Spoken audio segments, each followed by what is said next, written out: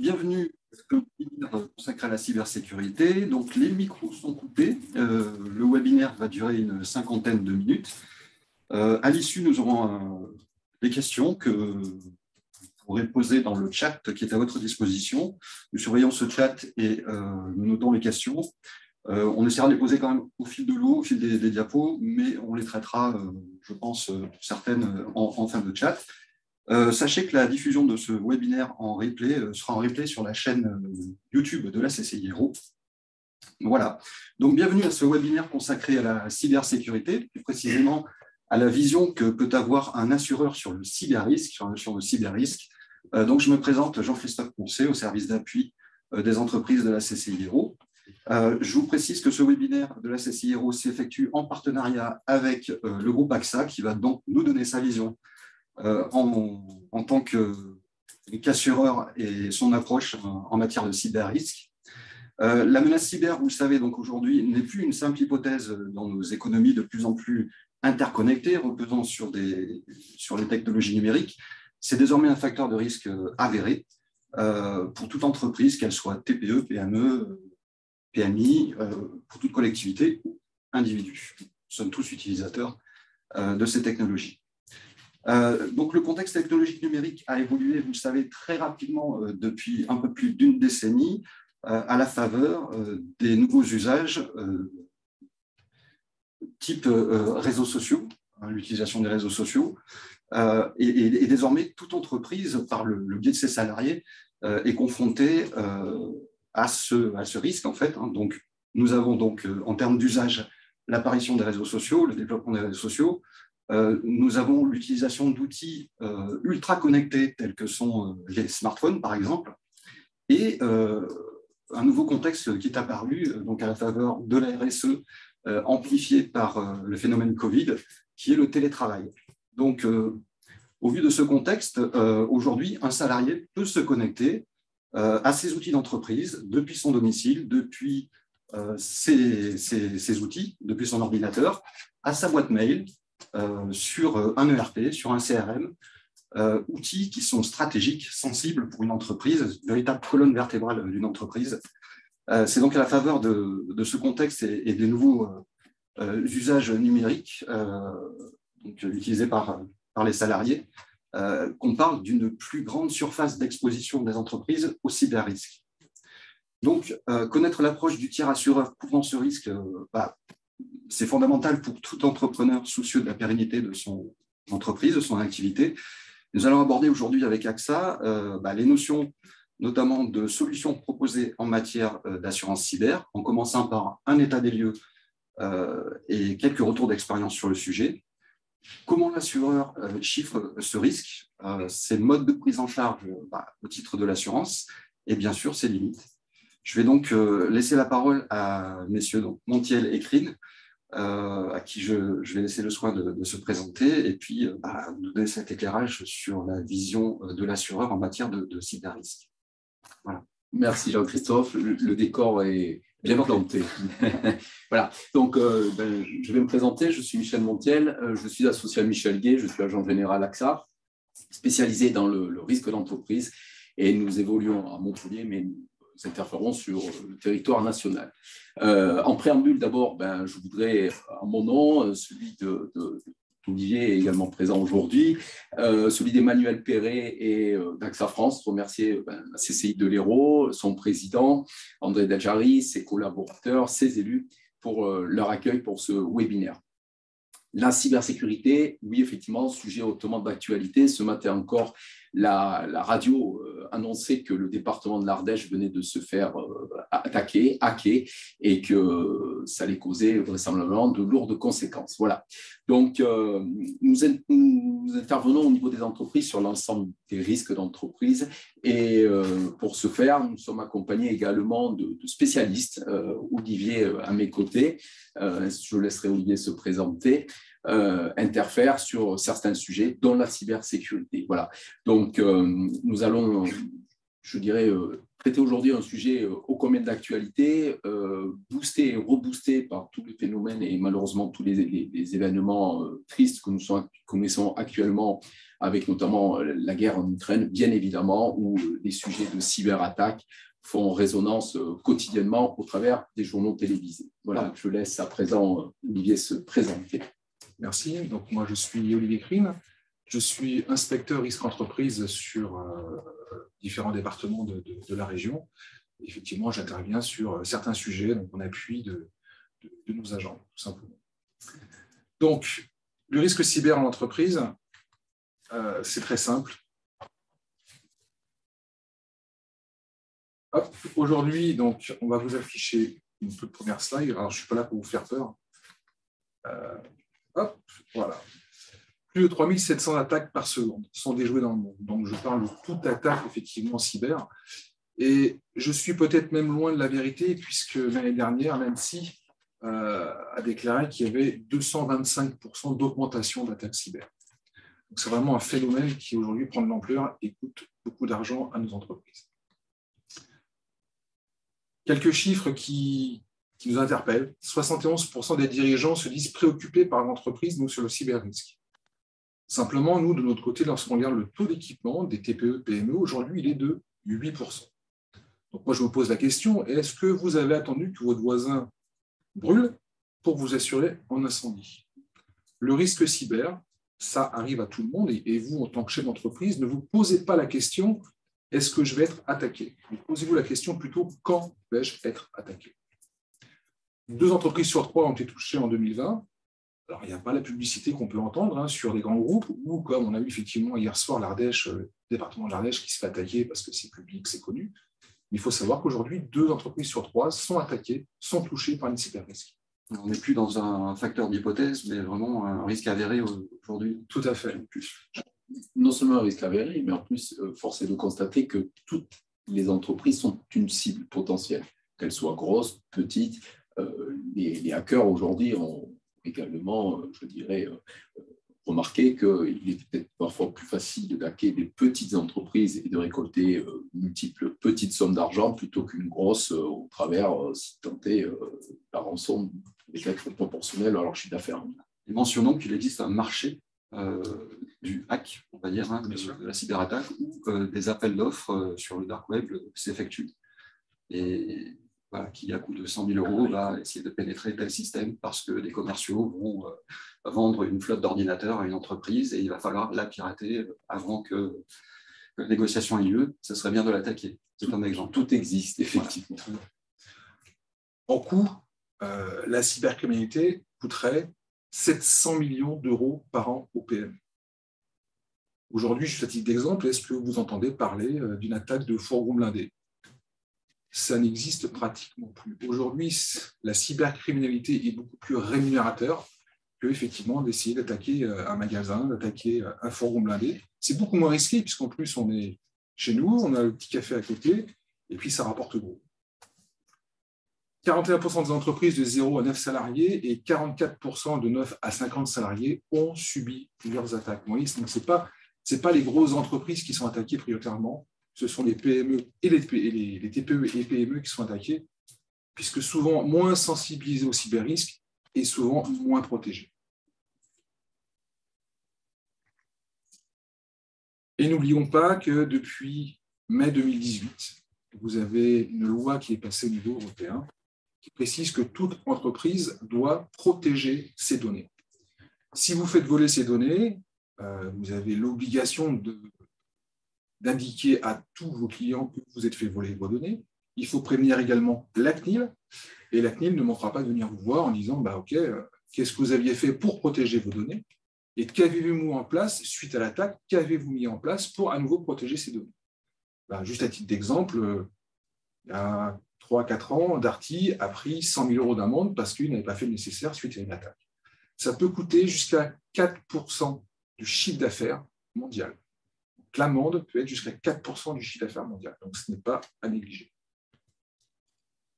Je crois que également, ce qui est important aujourd'hui de souligner, c'est que nous le voyons au travers de l'ensemble des entreprises que nous avons le plaisir d'accompagner régulièrement, c'est que également au niveau des appels d'offres aujourd'hui, il est spécifié la petite case à cocher, c'est-à-dire y a-t-il eu une procédure RGPD au sein de l'entreprise? Est-elle rondement menée? Est-elle en cours d'acquisition ou pas du tout?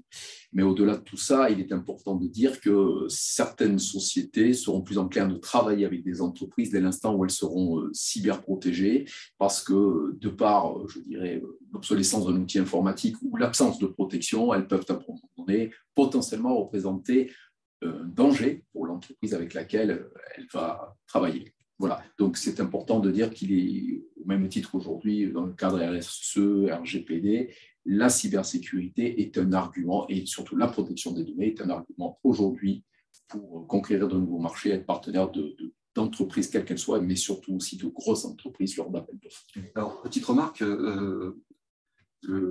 ça peut paraître un petit peu antagoniste que de devoir déclarer un sinistre lorsqu'on répond à un appel d'offres.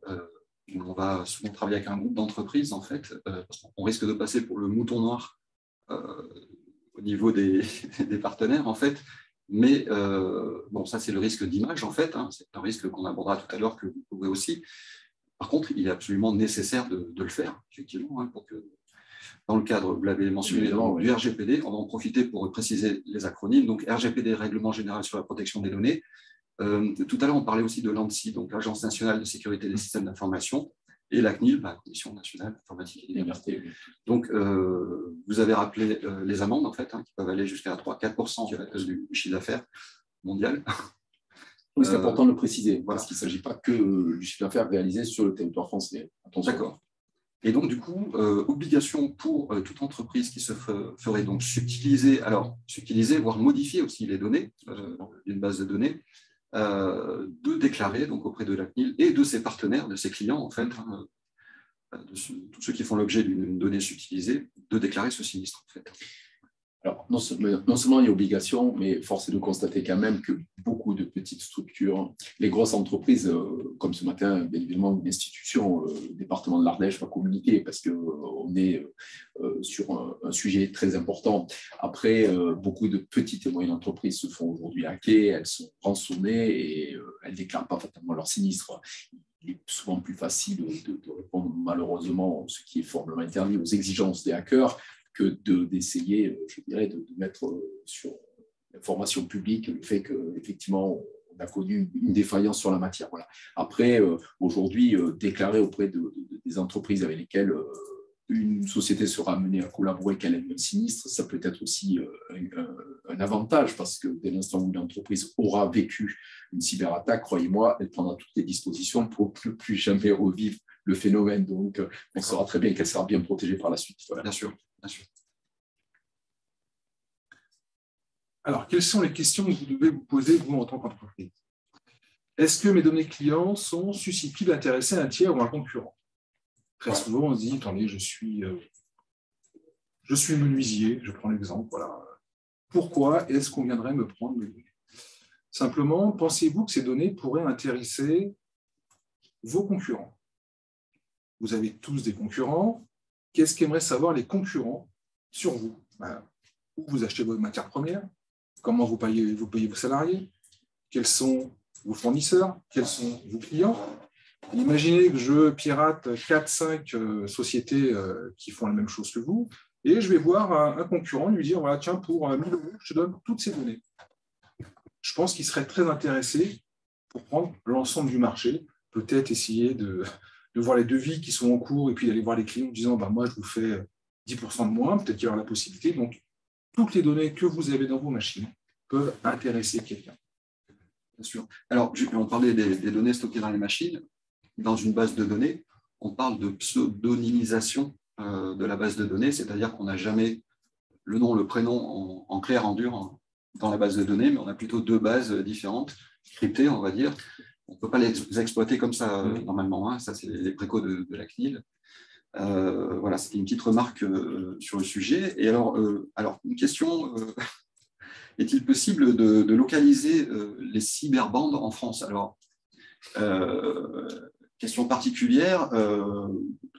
Alors, la localisation, enfin, si vous permettez, je vais juste enchaîner, mais la localisation un hacker est très difficile, ça fait partie de son ADN que de se dissimuler. Donc déjà, pour savoir s'il est en France ou pas, c'est assez dur et en général, il n'est jamais situé à un endroit bien précis puisqu'il utilise des outils pour se dissimuler. Donc localiser les cyberbandes en France, parfois c'est assez dur. Le net et la géographie, c'est un petit peu protagoniste en fait. Alors, une précision effectivement sur les cyberbandes. J'en parlerai tout à l'heure lorsque intervient effectivement une attaque et que vous faites appel effectivement au service d'AXA. Voilà, aujourd'hui, on travaille avec un partenaire qui est capable, bien sûr, de dire à quel virus il a affaire. Et si vous avez une demande de rançon, il est capable de dire c'est tel hacker qui a attaqué. Alors, entre guillemets, c'est un hacker gentil ou un hacker méchant. L'hacker gentil, si vous payez la rançon, il va vous envoyer un code de décryptage. Et le hacker méchant, vous pourrez payer la rançon, il ne vous enverra jamais de code. Voilà. Donc, ils sont capables, avec les données qu'ils ont, de savoir à qui ils ont affaire. Le but du jeu, bien sûr, étant pas de payer la rançon. Voilà, on va rappeler les précaux de l'ANSSI qui sont vraiment adéquates pour le coup. Ne jamais payer la rançon. Mais jamais. De toute façon, c'est aucune garantie que les gens vous donneront les codes. Bien, vous jamais la porte de son d'or. Je veux dire, à un moment donné, dès l'instant où vous commencez à payer une fois, vous payez vraisemblablement deux fois. Ils y reviendront. Donc, je pense que là, ça nécessite d'être excessivement prudent. De plus, je pense qu'Olivier en parlera tout à l'heure, mais la meilleure conduite à tenir, c'est de suite d'informer le ministère de l'Intérieur, la police, la gendarmerie sur une cyberattaque. Et donc l'assureur Et l'assureur, bien évidemment, c'est celui-ci. Alors, au travers des contrats cybersécurité, il faut savoir, on en parlera tout à l'heure, mais on parle aujourd'hui de réelle assistance 24/24, 7 jours sur 7, puisque bien évidemment, les attaques, ça se fait à n'importe quel moment du jour de la nuit. Alors, une petite question induite. L'assureur, on le prévient quand finalement? Est-ce qu'on prévient d'abord les services de sécurité, l'ANSSI, cybermalveillance.fr, et ensuite l'assureur, immédiatement? On va le voir dans le déroulé, mais j'oserais vous dire en même temps. Et c'est ce qu'il faut faire. Parce que, certes, vous allez déposer une plainte, parce qu'il s'agit quand même d'une agression, mais indépendamment de ça, nous n'aurons de cesse que, au travers de spécialistes informatiques, de neutraliser bien évidemment la cyberattaque et de préserver tout ce qui reste à préserver. Parce que, bien évidemment, ça va être un fight, un combat entre nos services, je dirais, informatiques et un hacker, dans laquelle, à un moment donné, ils vont rentrer sur le même terrain de jeu qui va être l'ensemble informatique de l'entreprise pour bloquer, pour boucher des passages. Alors, il faut arriver à visualiser ce labyrinthe, mais ça va être tout un jeu de blocage, d'ouverture, de délivrance, sachant que, indépendamment de tout cela, les intervenants, l'assistance d'AXA n'aura de cesse que de remettre très rapidement en route un process pour que l'entreprise continue à travailler. D'accord. On reviendra sur la partie, c'est qu'est-ce qui se passe en cas de sinistre, on rentrera dans les détails. Tout à fait. Donc, dans les questions en cas de cyberattaque, mon entreprise serait-elle affectée? Donc, en gros, c'est demain, j'ai plus d'informatique. Est-ce que cela peut avoir des conséquences sur mon chiffre d'affaires, sur mes clients, mes fournisseurs? Donc, il faut vraiment se poser la question. Donc, est-ce qu'un arrêt total de l'entreprise mettrait en péril l'existence de mon entreprise? Si un matin, vous voulez faire une simulation, vous coupez tous vos systèmes informatiques et vous demandez à vos collaborateurs de travailler. Qu'est-ce qui se passe? Effectivement, généralement, c'est la bérésina. Est-ce que j'ai mis en place un plan de continuité d'activité en cas d'indisponibilité de mon système d'information de mes données? Le plan de continuité d'activité, c'est important. Ça vous fait gagner du temps.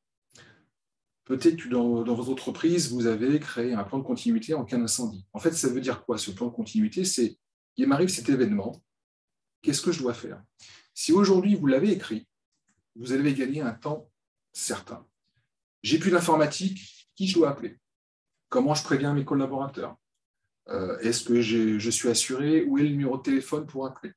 Tous les logiciels qui sont sur mes postes, est-ce que j'ai un disque qui me permet de les réinstaller? Où sont ces fameux numéros de licence qu'on rentre une fois tous les 4 matins, qui font 16 chiffres? Où est-ce que j'ai mis ce numéro de licence? Voilà. Il faut penser à tout. Il faut penser à tout. Où je peux récupérer des PC pour travailler le temps de.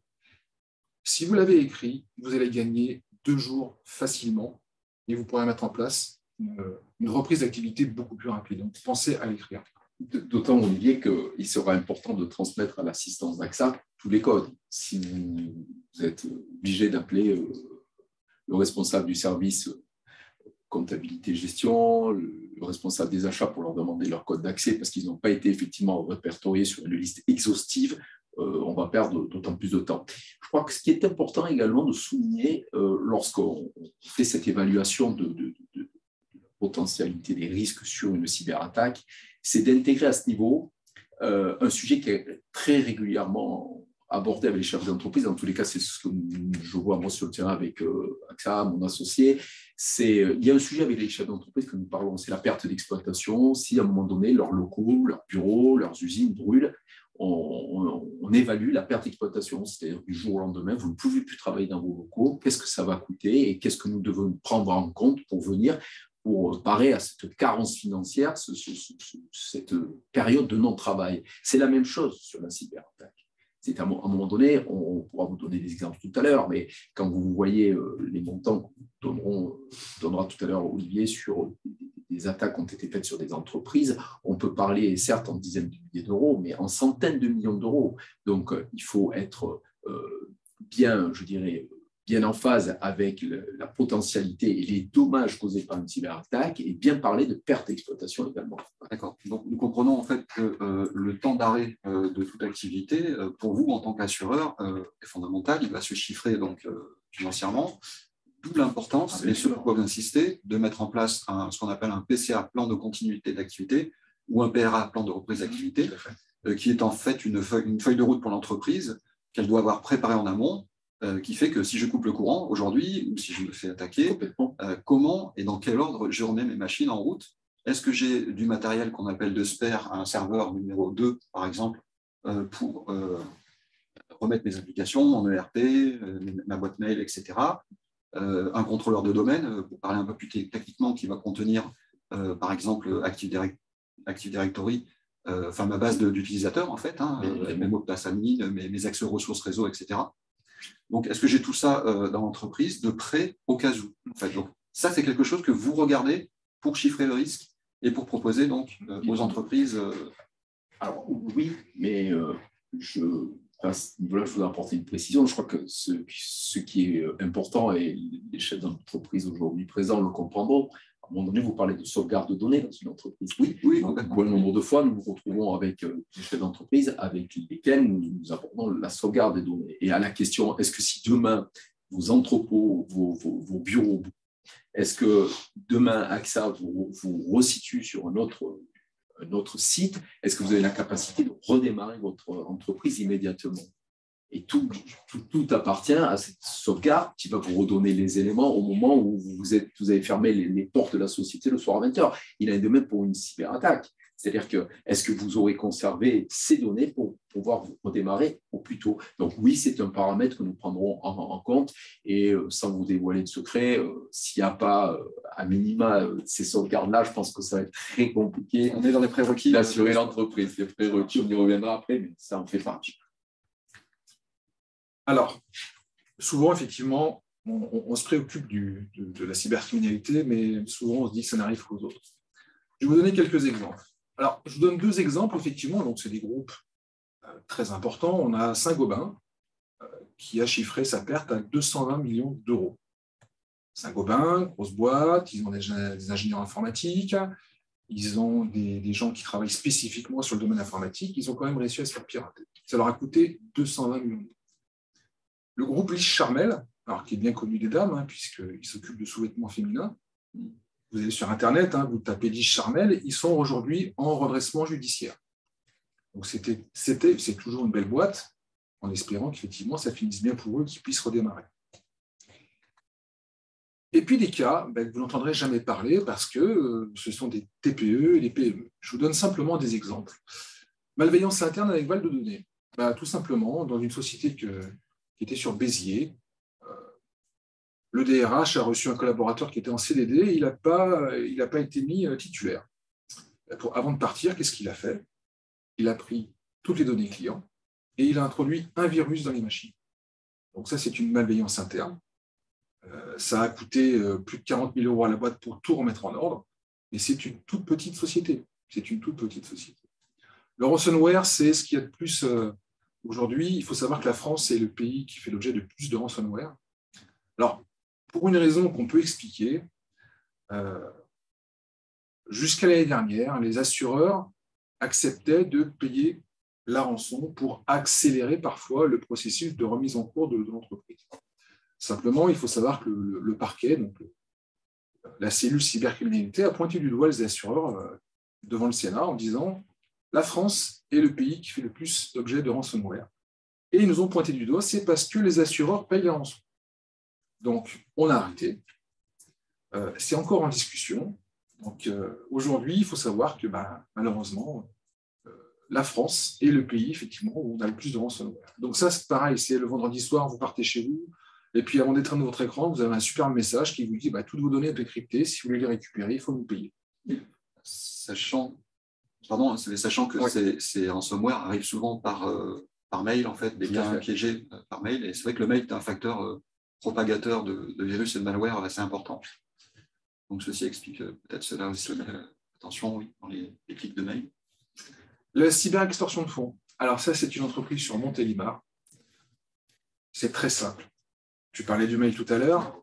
Le lundi matin, ils ont reçu un mail de la banque qui leur disait notre site sera en maintenance vendredi matin de 9h à 11h. Très bien.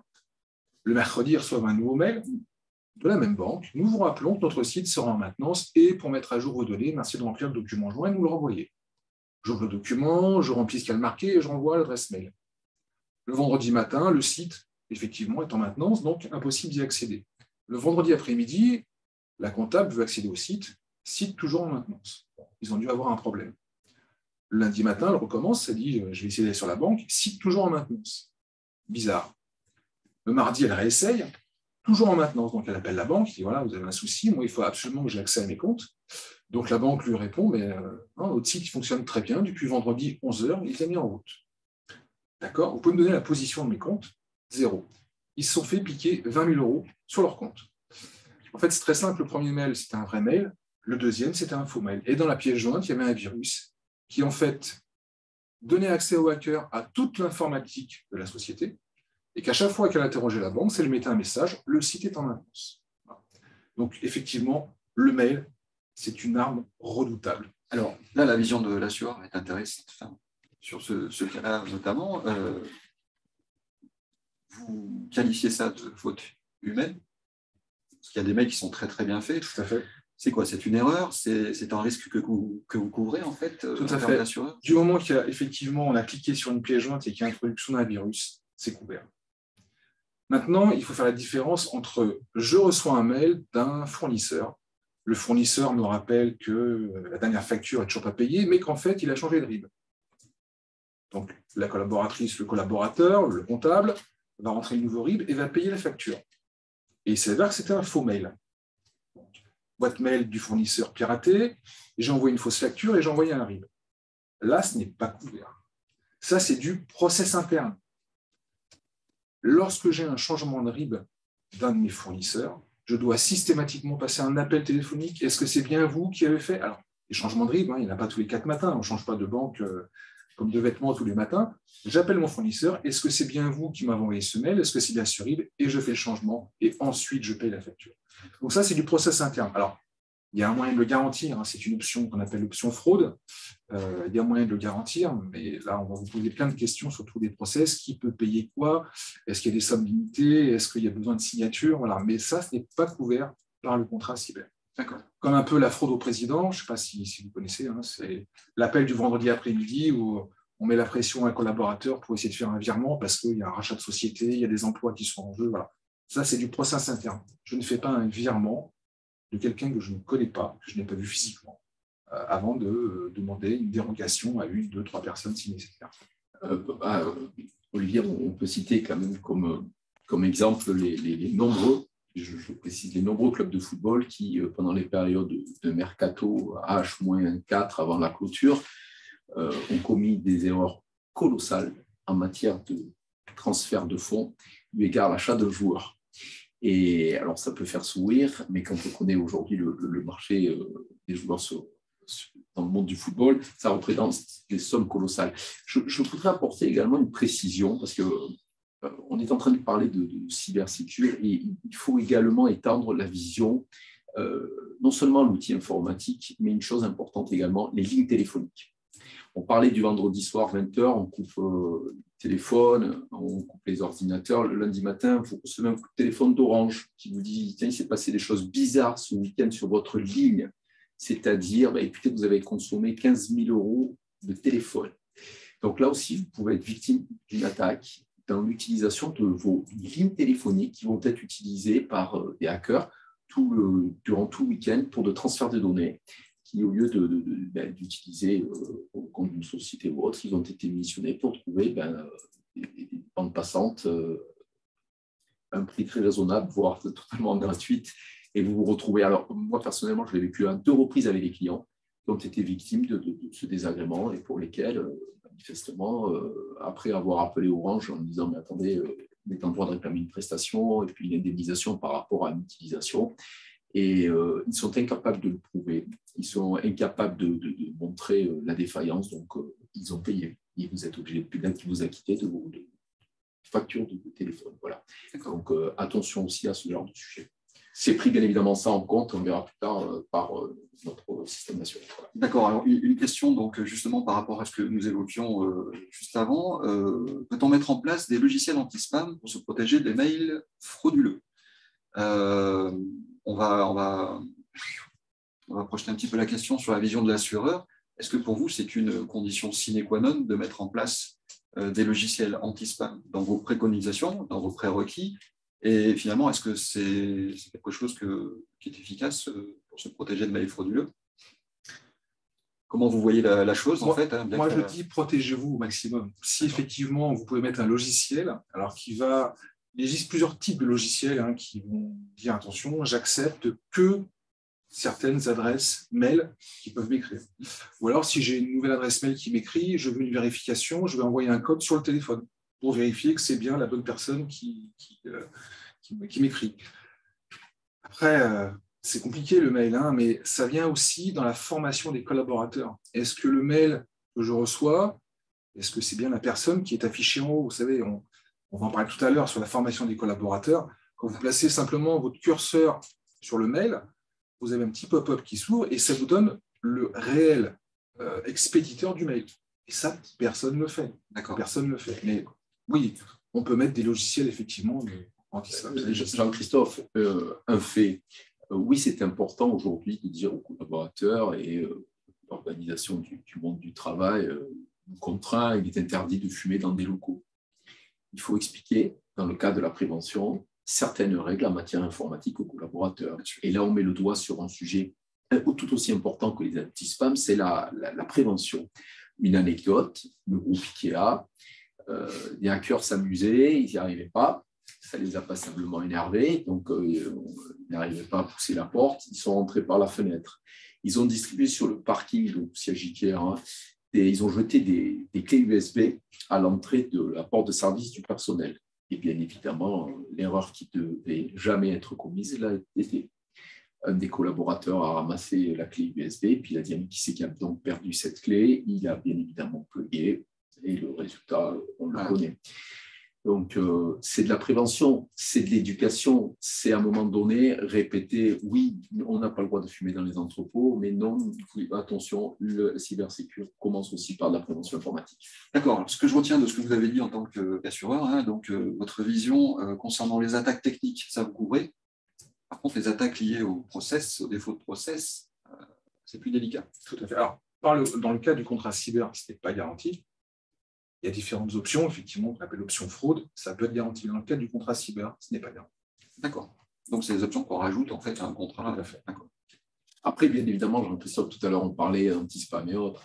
Il est évident qu'on a parlé de prérequis. Toute entreprise se doit d'être dorénavant protégée. C'est un pas de plus de la part du chef d'entreprise de venir nous voir et de dire voilà, potentiellement, c'est quoi? Il est dressé un état des lieux.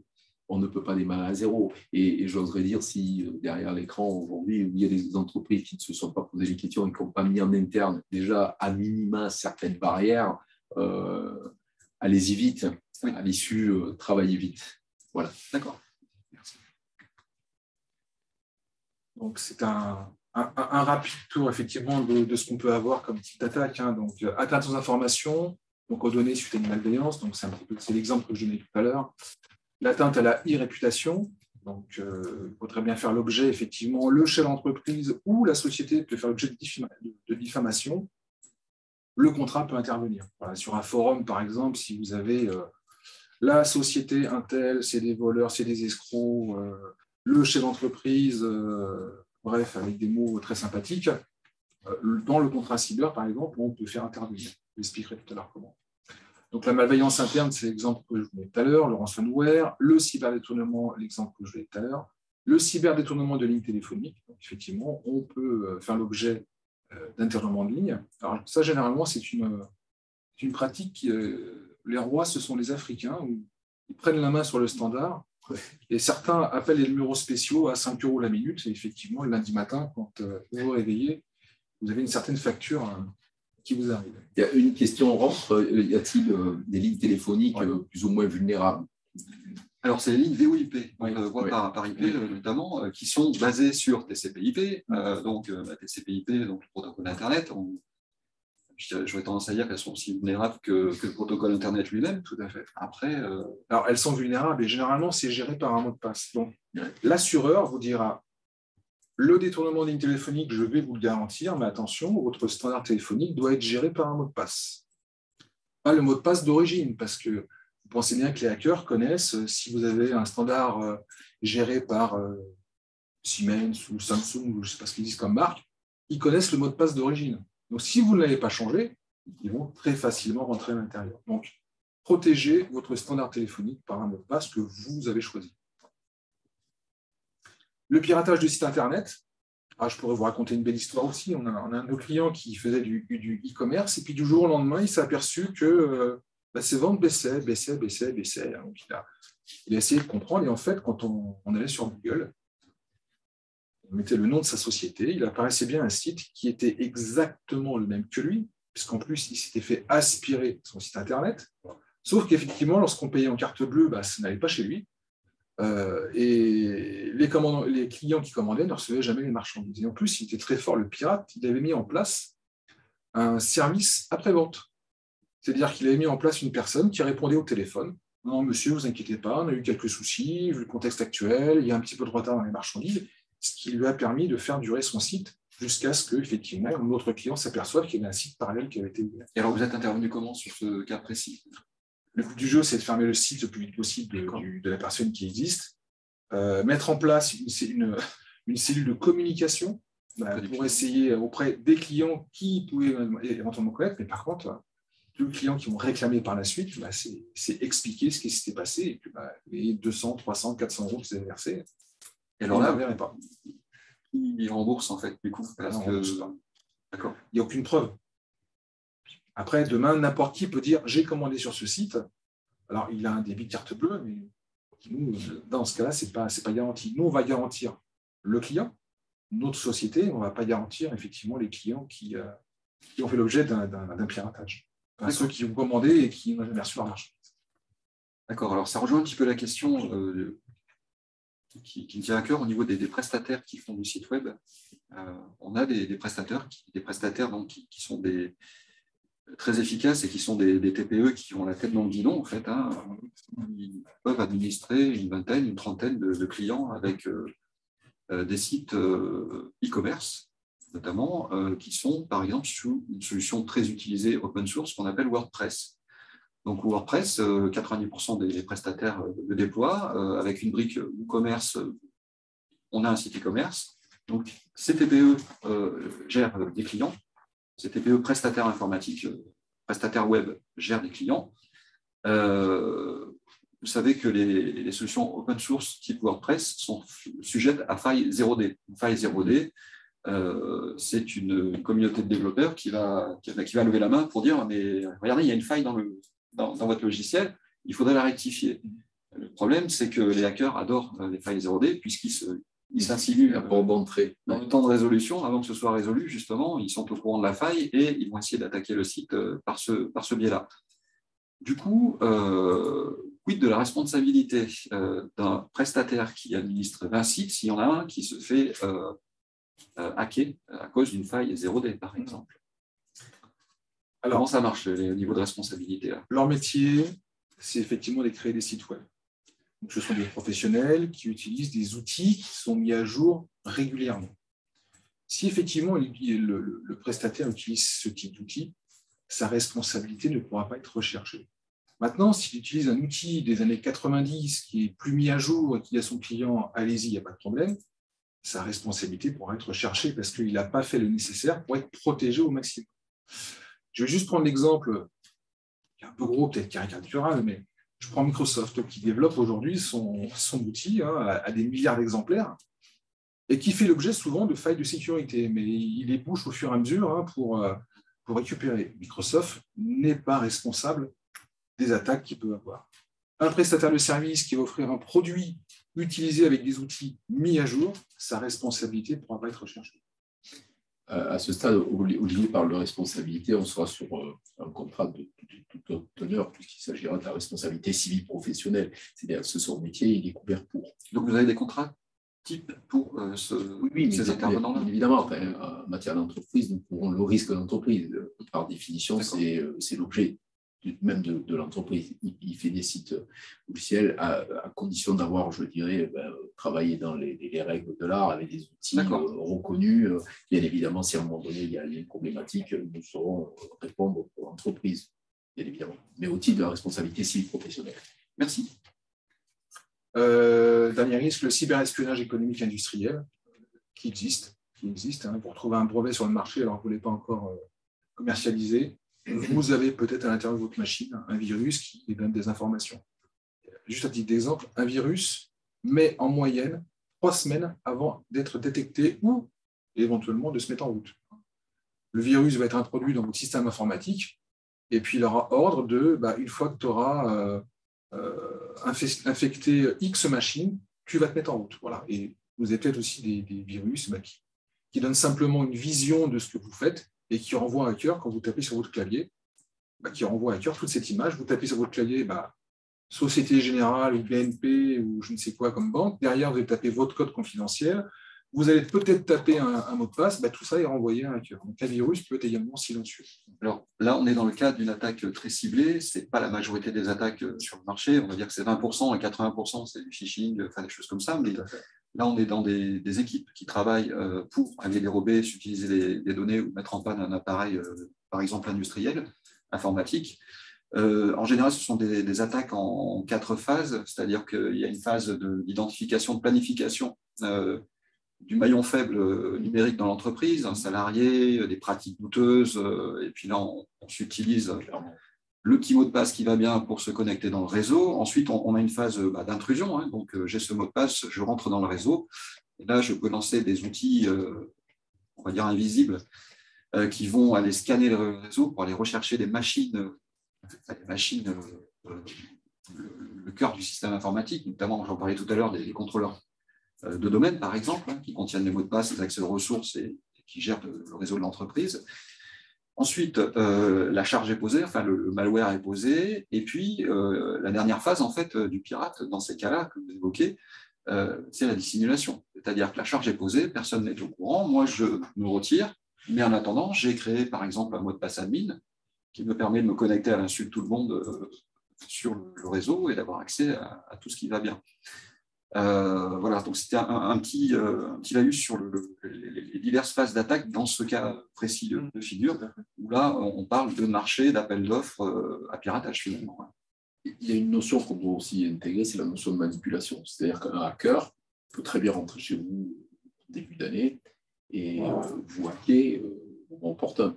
Si au mois de juin, vous avez une opération très importante, ils seront positionnés et c'est lorsque vous déclencherez les événements importants où ils n'auront cesse que de vous réclamer des rançons tout aussi importantes à la hauteur, en tous les cas, de l'événement préparé.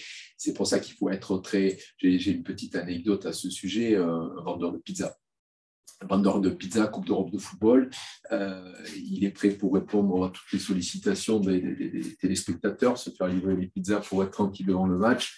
Il reçoit un message comme quoi, s'il ne paye pas 30 000 € de rançon, il ne pourra pas utiliser son logiciel et servir à ses clients. Et le hacker l'invite à lui répondre sur son clavier. Alors, donc, moment où il reçoit le message, tout en tapant, il voit le message au hacker et il se met à lui dire c'est quoi ces histoires, et il essaie de converser avec lui. Et très rapidement, il dit si tu ne fais pas, tu ne délivreras pas une seule pizza pour le futur. Et des mots s'échangent, et c'est le client évidemment qui me raconte l'anecdote. Et en fait, en menace, il avait toutes les données, puisque les clients payaient par carte bleue sur le site. Il a dit puisque vous ne voulez pas payer, c'est pas compliqué, je vais aller me servir chez les clients. Puisque bien évidemment, il pouvait avoir accès donc, à toutes les données bancaires des clients du Pizza Hugo. D'accord. Donc, croyez-moi, ça a été vite. Alors, bon, la police s'en est mêlée, le hacker a été neutralisé, mais il n'en demeure pas moins que il travaille aussi sur des données, et on le voit notamment en matière de phishing. L'intérêt, c'est le nombre. Parce que quand vous avez un fichier client de 50 000 clients, piquer 5 € à 50 000 clients, ça fait des sommes. C'est plus facile. Sachant qu'un commerçant qui garderait les données carte bleue de ses clients, c'est quand même limite. Hein, mais bon, oui, ça, je ne pense pas que vous couvrez en termes de. Mais par contre, on a affaire aujourd'hui à des gens excessivement forts. Et dans la ramification, ils sont capables de remonter très, très haut. Vous verrez à la fin des différents slides, on vous invite à aller faire un tour sur YouTube par rapport à des vidéos qui expliquent comment aujourd'hui on peut se faire, je dirais, hacker, mais d'une façon même pas imaginée, sur les mots pas assez hautes. C'est des vidéos très sympathiques à regarder. Et quand même, nous sommes prévenus, on est des fois très, très étonnés du phénomène. Voilà. Alors, c'est vrai qu'on va avancer un petit peu sur les slides, du coup. Merci pour les exemples, du coup. Alors, je vais rentrer juste un petit peu en détail quand même sur ce qu'un contrat cyber peut couvrir. Donc, l'atteinte aux informations et la reconstitution de données, la tentative de cyberrançonnage, le cyberespionnage. Donc, tout ça, effectivement, en face de ces garanties, on mettra des frais d'expertise, des ingénieurs informatiques, bien sûr, de l'assistance informatique. Le but du jeu étant de rechercher la cause, de donner des conseils, de mettre des mesures d'urgence et bien sûr de remettre en route l'entreprise. Des frais de reconstitution de données, donc le client doit avoir des sauvegardes, on va remettre tout ça en route. Des frais supplémentaires d'exploitation, par exemple, les sauvegardes se font toutes les semaines, donc il y a une semaine effectivement à remettre en machine. On pourra payer un intérim, un CDD pour le faire si nécessaire, ou on indemnisera effectivement le coût que ça peut avoir. Le vol des données personnelles et notifications, on va payer les frais de notification. Donc, je vous rappelle l'obligation d'avertir tous les clients que les données ont été volées. Alors, en coût, il faut envoyer recommander aux clients, il faut écrire un mail. Recommander. Tout à fait. En gros, vous comptez les 10 € par client. Donc, si vous en avez 50 000, la facture peut monter très vite. Un simple mail ne suffit pas. C'est vraiment recommandé. Il va falloir prouver que vous avez envoyé la notification à votre client. Non, parce que vous allez inviter quand même les clients à prendre des mesures, bien évidemment, de son côté. Donc, s'il n'est pas informé, vous assurez qu'il soit bien informé. Vous n'aurez jamais la preuve. Alors, des frais de monitoring, c'est très simple aussi. Vous allez avertir vos clients que vous êtes fait voler vos données. Et il y a peut-être un client qui va vous dire, attention, imaginons un comptable s'est volé toutes ces données. Il y a le chef d'entreprise qui dit, attendez, si ma feuille d'impôt elle est en ligne, je vous attaque. Donc, de notre côté, on va mettre du monitoring en place. Pendant 1 an, on va surveiller Internet pour que ce type d'information ne ressorte pas. Une perte d'exploitation, bien sûr.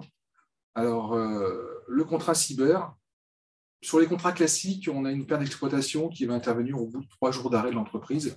Sur le contrat cyber, elle va intervenir au bout de 12 heures. D'où notre réactivité pour intervenir sur les systèmes informatiques et remettre en route l'entreprise. Malheureusement, cela prouve l'importance du sujet. D'accord ? Parce que, comme le précise Olivier, souvent dans les contrats dommages d'une entreprise, un incendie, vous avez une carence de 3 jours en matière de perte d'exploitation sur un phénomène naturel, des inondations et autres. On parle de 12 heures. Ça prouve l'étendue des dégâts. Donc, là, je voudrais, à ce stade de la présentation, vraiment alerter les chefs d'entreprise dans le sens où on parle de 12 heures. Donc, je vous laisse imaginer l'importance du sinistre en matière de piratage informatique. Alors, si je suis un site e-commerce, oui, qui a un petit peu pignon sur rue, oui, ça peut chiffrer. Hein. C'est énorme. Mais pas que. Parce que, Olivier va dérouler le slide et nous reviendrons sur la responsabilité en matière de responsabilité, mais professionnelle par rapport à l'activité, avec les conséquences que ça pourra avoir dans d'autres entreprises. Bon, on va y arriver. Alors, petite question, la perte d'exploitation, vous la chiffrez au vu du bilan sur les 3 dernières années. Enfin, comment est-ce que vous faites en fait? Alors, ça, ce sont des éléments classiques qui seront déterminés, mais d'abord, il y aura expertise, puisque au vu des bilans, il s'agira de communiquer les bilans, de déterminer effectivement le chiffre d'affaires. On parle également selon l'activité de marge brute, et il y aura un accompagnement, bien évidemment. D'accord. Le cyberdétournement de fonds, donc le but du jeu étant de rembourser parce que la société a perdu. Dans l'exemple que je vous disais tout à l'heure, la société qui a perdu 20 000 €, on rembourse 20 000 €.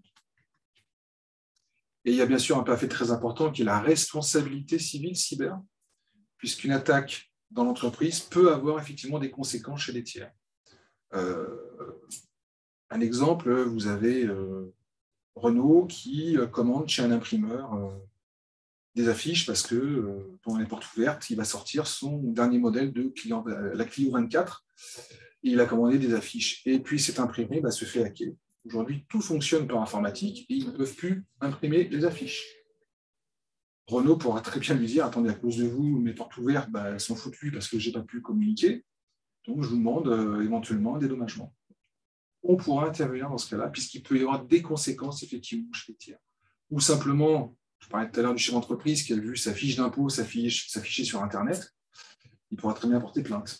D'accord ? Donc, ça peut avoir des conséquences. Donc, bien entendu, on met de la protection juridique pour attaquer et pour se défendre, ce qui va effectivement dans l'ordre des choses. D'accord. Ce pavé est d'autant plus important qu'il renvoie à le sujet évoqué au départ, qui est de dire bon nombre d'entreprises aujourd'hui sélectionnent leurs prestataires ou leurs intervenants au travers également de l'obtention et de la production d'un contrat cybersécurité. Parce que quand vous avez cette notion de responsabilité civile, imaginez un sous-traitant d'Airbus se faire pirater des données qui permettraient à des hackers de re-rentrer jusqu'à certains programmes. Alors, on est dans un scénario catastrophe, mais on a le droit de tout imaginer.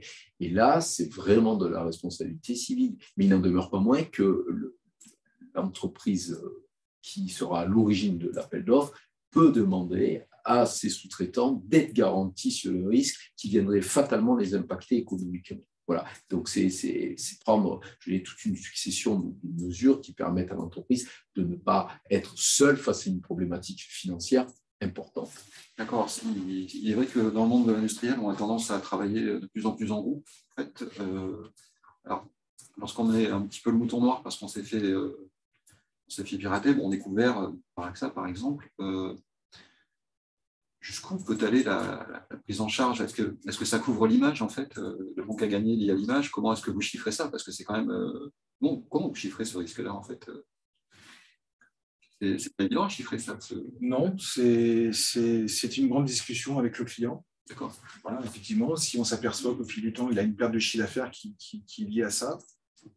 Par rapport à sa notoriété. Après, bien évidemment, il y aura de toute manière une période d'absence d'exploitation. Elle sera intégrée à cela. Mais donc, perte d'exploitation, mais perte d'image, perte de notoriété. Bien évidemment, perte de notoriété et toutes les conséquences qu'il peut y avoir. Ça, c'est évident.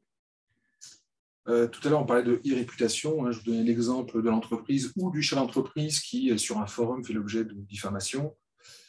On va intervenir auprès, par exemple, du propriétaire du forum en lui disant il faut fermer ce fil de discussion.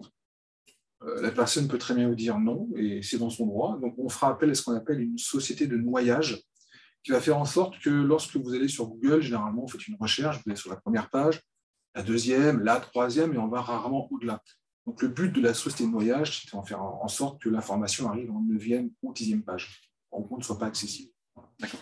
Je me permets, je vois une question sur l'écran. Quel avantage pour une société de cybersécurité et data center de souscrire une assurance cyber? Y a-t-il des spécificités? Alors, je crois qu'aujourd'hui, ce qu'il y a d'important au niveau des acteurs en matière de cybersécurité, c'est lorsqu'ils interviennent chez un client qui vont se faire rémunérer pour protéger l'entreprise, je pense que le meilleur conseil qu'ils peuvent leur donner, c'est de souscrire auprès de leur assureur un contrat cybersécurité. Parce que si demain, ils doivent intervenir parce que toutes les mesures qu'ils ont mises, on est dans un contexte évolutif. Ce n'est pas parce qu'aujourd'hui, l'entreprise est protégée qu'elle le sera demain. Donc, il y a des veilles, il y a des mises en garde, il y a des versions 2.0, 3.0, il y a des versions évolutives. Donc, je crois que le meilleur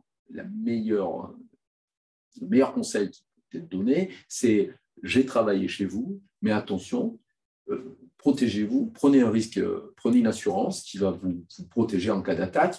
Ça permettra aussi à l'assureur de repayer la société qui viendra peut-être remettre tout le dispositif en route.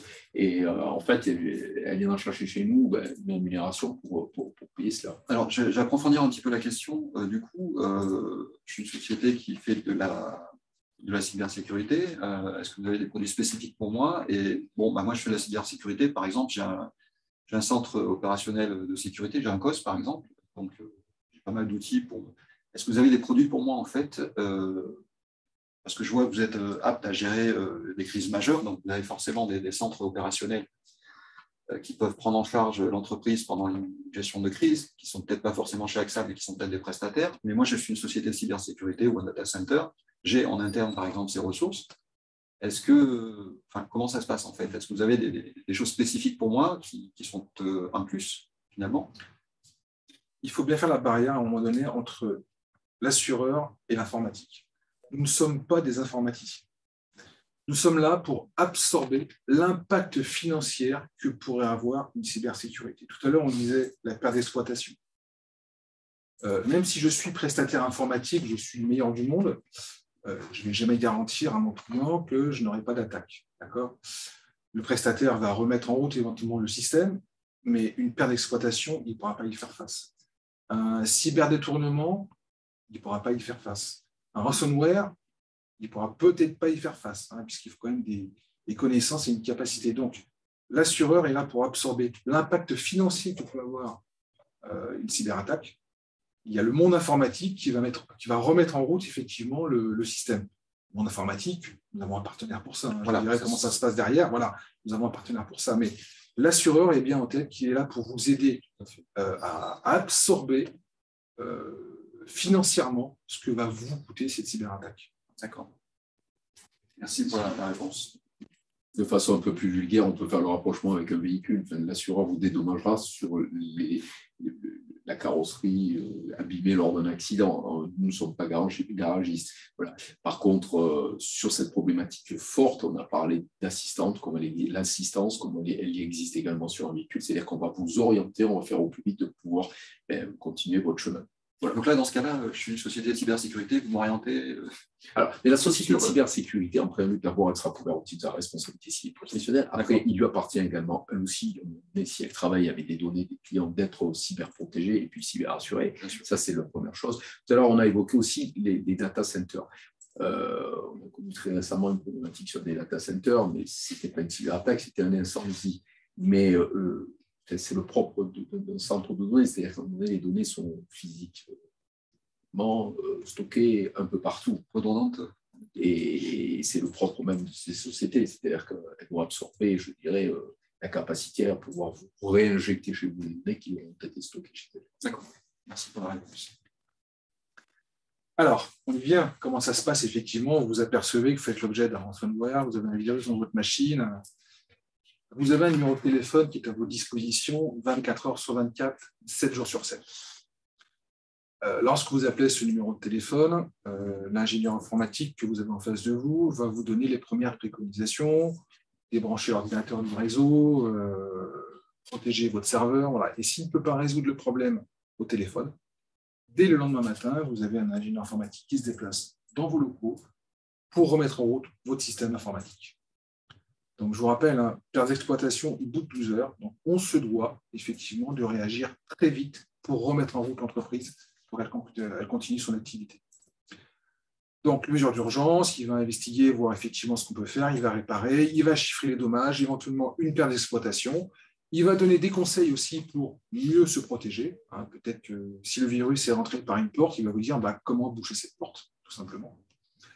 On peut mettre en place, tout à l'heure on parlait de la crise majeure, si nécessaire, on peut mettre en place une cellule de communication pour les clients, tout simplement. Attention, la société, pendant 24 heures, 72 heures, 48 heures sera injoignable. On mettra en place une cellule de communication avec un numéro de téléphone. Cellule de communication qui va être chargée de communiquer à l'extérieur. J'imagine bien que lorsque Saint-Gobain, ça lui est arrivé, il faut communiquer, mais il y a une certaine façon de communiquer, il ne faut pas mettre la panique, hein, il faut communiquer à l'extérieur. Et puis, il y a également une assistance psychologique. Ça peut faire sourire, mais dans une entreprise à Béziers qui s'est fait hacker, le collaborateur avait reçu un mail et c'est lui, en fait, qui a activé le virus. Et bien, ses collaborateurs n'étaient pas bien. Parce que pendant 8 jours, la société était à l'arrêt, entre guillemets par sa faute, parce qu'il avait cliqué sur un lien. Alors, si nécessaire, il y a de l'assistance psychologique. Et bien sûr, on met en place de la protection juridique si nécessaire, s'il y a besoin de se défendre ou attaquer, usurpation, ligne téléphonique, des litiges, ainsi de suite à gérer. Donc voilà, réactivité et remise en route le plus vite possible de l'entreprise pour qu'elle continue son business. Alors, j'avais une petite question. Comment travaillez-vous avec l'ANSSI? Est-ce que vous travaillez avec l'ANSSI déjà, l'Agence nationale de sécurité des systèmes d'information, que l'on peut prévenir en cas de sinistre sur cybermalveillance.gouv.fr? Parce que les gens ont ce réflexe donc, d'appeler l'ANSSI, mais ce qui se passe, c'est que l'ANSSI devrait normalement, sur la gravité de l'attaque, pouvoir mandater des prestataires identifiés localement et certifiés par elles-mêmes sur la cybersécurité pour accompagner l'entreprise. Est-ce que vous travaillez avec ces tiers, ces mêmes tiers, peut-être certifiés par eux? On a un prestataire qu'on a choisi qui est certifié. Ce prestataire a lui-même quelques antennes d'autres prestataires. Aujourd'hui, on n'est pas à 100% sur la France, mais des prestataires certifiés avec des ingénieurs informatiques d'un très haut niveau, voilà, mais on ne travaille pas avec l'ANSSI. Maintenant, dans les conseils que va apporter effectivement l'ingénieur lorsqu'il va arriver ou lorsqu'on va téléphoner, c'est effectivement, comme disait tout à l'heure Michel, c'est vous porter plainte, première chose, et puis on va remettre en route votre système. S'il y a eu un vol de données, voilà ce que vous devez faire. Donc là, c'est à la société de prévenir les clients.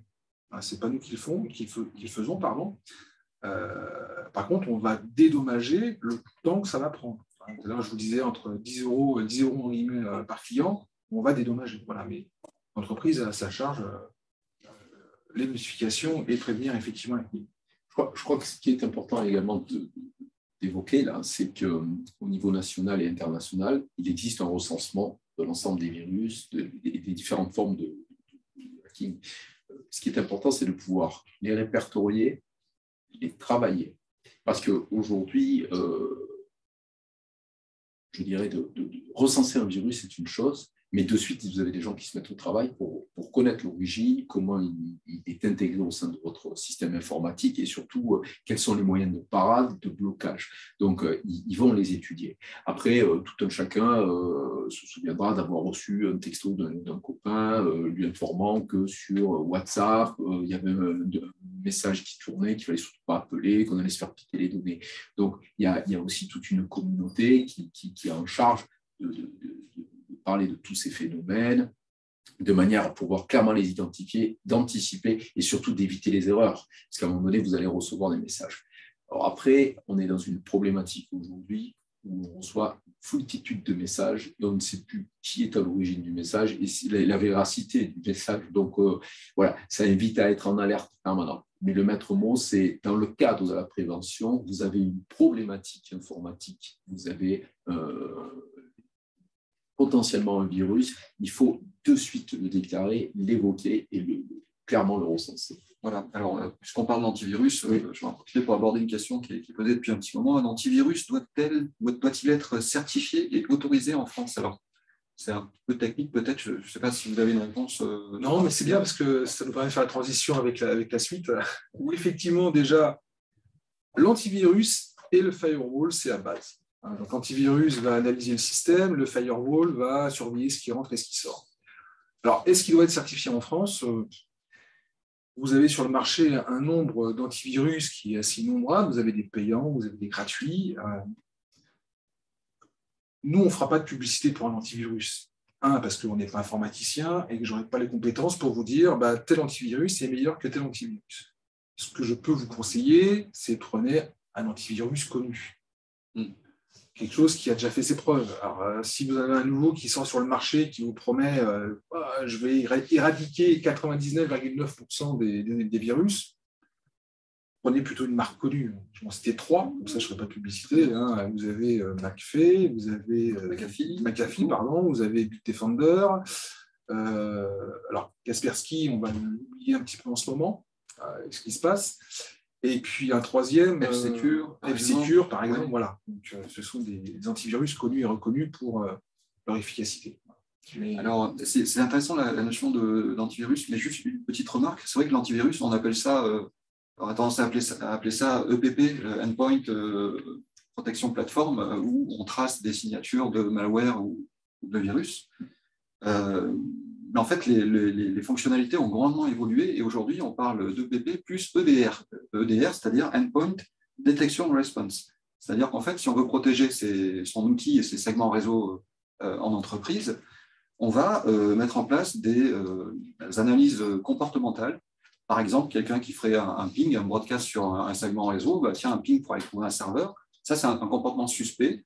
Et ces EDR vont être capables de dire, mais là, il y a un poste qui s'est servi du shell de commande Windows. Ce n'est pas un comportement normal.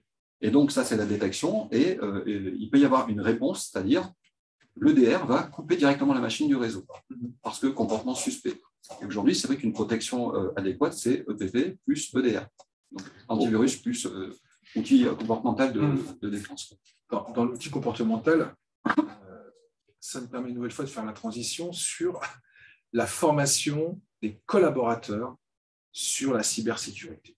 Il y a un grand proverbe chez les informaticiens qui est le problème se situe souvent entre la chaise et l'ordinateur. Dans 90% des cas, effectivement, le virus est introduit par un collaborateur. Donc, il est très important de faire une formation aux collaborateurs de l'entreprise pour expliquer ce que c'est la cybercriminalité. Tout à l'heure, Michel donnait l'exemple de la clé USB que j'introduis dans une entreprise. Et c'est l'exemple type, effectivement, de je ne rentre jamais une clé USB dans une entreprise si je n'ai pas la certification, si je ne suis pas sûr qu'elle soit sécurisée et autres. Dans les outils qu'on peut utiliser de comportement, c'est j'interdis dans les ordinateurs de ma société à aller sur certains sites, sur des forums. J'interdis le téléchargement. Voilà. Tout ça doit être expliqué aux collaborateurs. Aujourd'hui, c'est un fait réel que l'entreprise peut mettre la clé sous la porte à cause d'une cybercriminalité. Voilà. Donc, il y a une formation à faire à tous vos collaborateurs. Vous avez plein de prestataires qui sont là pour ça, pour faire de la formation. À nos clients AXA, on leur remet même un petit document sur de la prévention. On peut s'appuyer sur ce document pour faire de la prévention auprès de ses collaborateurs. Vous avez toutes les règles qui sont expliquées. Comme je disais tout à l'heure, je reçois un mail, je connais le destinataire, mais systématiquement, je place mon curseur sur l'expéditeur et vous avez le nom réel qui s'affiche. Rien que ça, déjà, c'est peut-être plus fort. En dessous, donc, on remarque effectivement le PRA, on en a parlé tout à l'heure, l'importance de mettre en place un plan de reprise d'activité ou de continuité d'activité.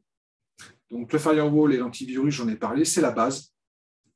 L'assureur ne pourra pas vous assurer si vous n'avez pas d'antivirus ou de firewall. Ça, c'est la base. Des sauvegardes régulières. Sauvegarde régulière, c'est j'ai au moins une fois par semaine, je sauvegarde mes données. Vos données sont votre richesse. Ne l'oubliez pas. Donc, il faut absolument les protéger. Comment les protéger? Le meilleur moyen, c'est d'en faire 3. Vous en avez une sur l'ordinateur, une sur un réseau ou un disque dur interne que vous débranchez une fois que la sauvegarde est faite, et vous en avez une à l'extérieur. Pourquoi à l'extérieur? Votre entreprise, demain, il y a un problème, dégâts des eaux, ça brûle. Au moins, vous avez vos données qui sont protégées, qui sont à l'extérieur. Et dans l'idéal, les crypter. Et les tester. C'est important de les tester. Je donne l'exemple d'un client qui, toutes les semaines, faisait les sauvegardes. Et puis un jour, il s'est posé la question, tiens, comment je fais pour récupérer mes sauvegardes? Donc, il a rebranché son disque dur et il n'y avait absolument rien dessus. En fait, le disque dur était défaillant. Toutes les semaines, il lui disait, c'est bon, j'ai fait le boulot, sauf qu'il ne faisait rien. Donc, il est important également de tester les sauvegardes. Des mots de passe personnels et complexes. Ah, les mots de passe. Qui, dans son entreprise, n'a pas les mots de passe avec le nom de son enfant et son année de naissance à côté? Qui n'a pas le prénom de son épouse ou de son mari à côté? La ville de naissance avec son année de naissance à côté. Voilà. Généralement, quand je fais ça, j'ai toujours des petits sourires dans la salle. Donc là, je ne vous vois pas, mais je suis certain que certains d'entre vous l'ont. Un mot de passe ne doit ressembler à rien. Minuscules, majuscules, chiffres, caractères spéciaux, c'est le meilleur moyen. 8 caractères, c'est le minimum. Jusqu'à 12, c'est encore mieux. Olivier, les chefs d'entreprise présents pourront, à l'issue de ce webinaire, aller regarder quelques vidéos que tu donnes dans le slide, qui invitent d'aller regarder des petits films sur YouTube et qui expliquent comment aujourd'hui, de façon très facile, des hackers peuvent vous attaquer. Allez le voir et souvenez-vous, Choupinette, vous comprendrez, vous passerez un excellent moment et vous comprendrez l'importance aujourd'hui du code secret. C'est l'ingénierie sociale. Ouais.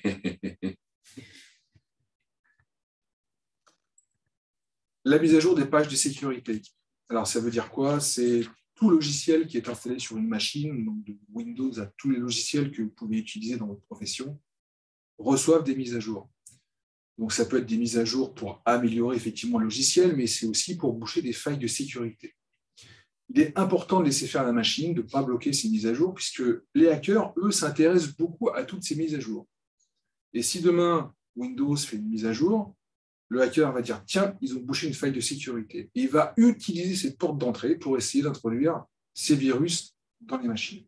Donc, il est important de mettre à jour et de laisser les mises à jour se faire sur vos machines. Alors, je reviens à mon exemple. Je suis petit prestataire, petit dans la taille, mais j'ai la tête dans le guidon et du coup, je dois mettre à jour je ne sais combien de données. À H+24, je me fais attaquer. Je n'ai pas fait la mise à jour. Qu'est-ce qui se passe là? Vous ne couvrez plus? C'est fini. On n'a pas ces exigences dans le contrat. Ce qu'on vous demande, c'est de laisser les mises à jour se faire. D'accord? À H24, non, mais à H72, 96, oui. Puisque dans vos déclarations, lorsque vous souscrivez un contrat, il sera indiqué que vous faites les mises à jour de vos logiciels quand l'éditeur vous les envoie. D'accord. Donc, c'est une des conditions, effectivement, du contrat déclaratif. L'intérêt d'automatiser les Exactement. Petite précision également. Alors ça se voit bien évidemment au niveau des très grosses structures actuellement, mais nettement moins sur les moyennes structures et encore pas du tout sur les petites. Il est important d'identifier également l'intervention d'une entreprise sur le réseau informatique et son intervenant. Vous ne savez pas à qui vous avez affaire. Vous recevez un mail comme quoi demain, dans le cas de la maintenance, vous aurez un informaticien qui vient vous changer l'écran. Ça peut être vrai, mais il ne va pas faire que changer l'écran. Donc ça aussi, c'est pareil, identifier les gens qui viennent travailler chez vous, parce que ça peut être source de gros problèmes et conflits, bien sûr. On parle également des filtres entrée-sortie. Donc, tout à l'heure, on parlait du firewall, mais il y a aussi, si vous utilisez des ordinateurs portables pour des commerciaux ou autres, pour vos collaborateurs avec le télétravail, mettez en place un VPN. Un VPN, ça va crypter les données du point A au point B. Et si elles sont interceptées, elles seront inutilisables. Un VPN, Virtual Private Network. Donc, merci. En fait, non, tous les acronymes, on va les expliciter. Tout à fait. Protection avancée des terminaux, tout simplement, c'est un petit peu ce que je vous disais tout à l'heure. C'est regarder ce qui se passe sur le terminal. C'est pas dire à son collaborateur, je vais t'empêcher de faire quelque chose. C'est que pour la protection d'entreprise, tu ne pourras pas aller sur certains sites, tu ne pourras pas télécharger, tu ne pourras pas mettre en place des logiciels qui n'ont pas été autorisés par l'entreprise. Il est important également avec... malheureusement, la période Covid que nous avons connue et que nous sommes encore, on a vu se développer, bien évidemment, le télétravail, le travail à domicile. Il est important de prendre conscience de l'importance et l'intérêt de travailler en amont, en prévention et en protection d'un système informatique. Parce que vos collaborateurs qui vont travailler au départ de chez eux n'ont pas non plus les mêmes... moyenne de protection que ce que vous pouvez mettre à disposition, c'est d'une entreprise. Ils vont parfois utiliser leur ordinateur personnel. Il peut se passer des périodes de temps dans lesquelles vous n'allez pas les voir. Il va se passer des phénomènes dans lesquels une utilisation d'un logiciel ou une utilisation de l'ordinateur à des titres personnels, vous allez avoir un collaborateur qui va aller sur des sites, qui va ouvrir la porte, qui va recevoir des billets de messages. Et c'est aussi le biais par lequel tout ceci peut remonter. On a reçu beaucoup de coups de téléphone sur des entreprises communications dans le cadre du télétravail pour savoir qu'est-ce qu'ils étaient à même, en matière de responsabilité par rapport justement à ce phénomène de télétravail. Voilà. Donc, il était important de leur préciser, multiplier les moyens de prévention, de protection, parce que vous êtes sur un mode opératoire dans lequel vous allez offrir multitude de pénétrations à des gens qui souhaiteraient rentrer. D'accord. Alors, le temps avance. Merci pour ces éclairages. Le temps avance, on va avancer du coup sur les slides. Alors, dans la sensibilisation de vos collaborateurs et de vous-même si nécessaire, même si vous êtes là aujourd'hui, c'est que vous êtes déjà sensibilisés, l'ANSSI plus d'autres sites ont mis en place des petites vidéos de sensibilisation, donc c'est ce que parlait tout à l'heure Michel, où vous retrouverez cette fameuse Jenny. C'est des vidéos qui sont pédagogiques, qui sont faites de façon humoristique, mais c'est la vraie vie. Voilà. Et vous verrez, il y a 4 cas qui sont exposés, ça se passe comme ça. Donc, ça permet de sensibiliser encore plus vos collaborateurs sur la cybersécurité. Et puis, vous avez une petite vidéo sur comment ça se passe sans contrat cyber et comment ça se passe avec un contrat cyber. Voilà. Mais moi, je ne peux que vous inviter. Première chose, si demain vous devez faire une chose, c'est faites de la prévention auprès de vos collaborateurs. 90% des cas de cyberattaque arrivent par les collaborateurs. Donc, on enverra la présentation du coup avec les liens, peut-être à travers le chat. Il y avait une question sur l'antivirus Windows. Alors oui, oui pardon. Donc l'antivirus Windows, intégré à Windows Defender, est-il suffisant? Il est considéré comme un antivirus, donc c'est un antivirus. D'accord. Alors je sais que Windows a sorti un antivirus Defender P2, donc une deuxième version, enfin, P2, oui, qui intègre un EDR, me semble-t-il. Donc, bon, l'antivirus, l'antivirus, c'est bien, par contre, il faut le configurer. Et c'est pareil, l'EDR, ça se configure aussi. Donc, c'est un petit temps de travail. Et ce qui me fait penser que dans vos prérequis, qu'est-ce que vous exigez dans vos prérequis, finalement, pour assurer une société? Est-ce que vous faites un état des lieux à l'entrée dans l'entreprise pour dire, voilà, aujourd'hui, la situation, c'est ça, il y a des failles de sécurité, etc. Donc, vous faites, je ne sais pas, un pen test, par exemple, un test de pénétration d'entreprise. Et puis, ensuite, vous dites, vous corrigez ces failles et je vous assure. Comment est-ce que vous vous positionnez là-dessus, en fait? C'est assez complexe de répondre de façon générique pour toutes les entreprises. Bien évidemment, vous avez des sociétés exposées, vous avez des sociétés surexposées. Il est clair d'une chose que tous les moyens à mettre en place vont être fonction du chiffre d'affaires, du nombre de salariés, vont être du domaine dans lequel l'entreprise travaille. Mais il est clair d'une chose, c'est qu'il y a, au travers d'un fascicule, d'un petit questionnaire, c'est simple, la souscription d'un contrat cybersécurité n'est pas compliquée. On vous pose un certain nombre d'éléments, des questions qui vont vous permettre de dresser un état des lieux. Alors, vous savez le faire, vous ne savez pas le faire, vous ne savez pas le faire, vous adressez à votre service informatique, à vos prestataires qui travaillent chez vous, qui va vous répondre. En fonction de ça, on peut vous assurer, on ne peut pas. Si on ne peut pas, c'est qu'il manque un élément. Mais quoi qu'il en soit, l'observation qui sera faite en amont sera salutaire. Parce que dès l'instant où on ne peut pas cocher la bonne case, ça voudra dire qu'il manque un élément. Et c'est vraiment le b.a.-ba et minimum de toute l'intervention. Donc, déjà, par ce questionnement, vous avez un autodiagnostic. Disant, vous ne répondez pas aux critères d'entrée à minima. Donc, par cela, on ne tarifera pas. Après, l'importance de l'entreprise, le chiffre d'affaires, tous les éléments seront prendre en considération pour l'évaluation d'un tarif. Très bien, mais je crois qu'on a répondu à toutes les questions qui s'étaient posées lors du chat. Donc, merci pour cette intervention. De vous signaler que le replay de cette vidéo sera présent sur la chaîne YouTube de la CCI, de l'Hérault. Et vous recevrez, je pense, aussi un petit questionnaire d'évaluation de la satisfaction sur cette présentation. Voilà, donc merci d'avoir assisté à ce webinaire et merci au groupe AXA d'avoir éclairé sur merci à vous. la vision de la. Merci à vous. Merci. Au revoir. Au revoir. Au revoir.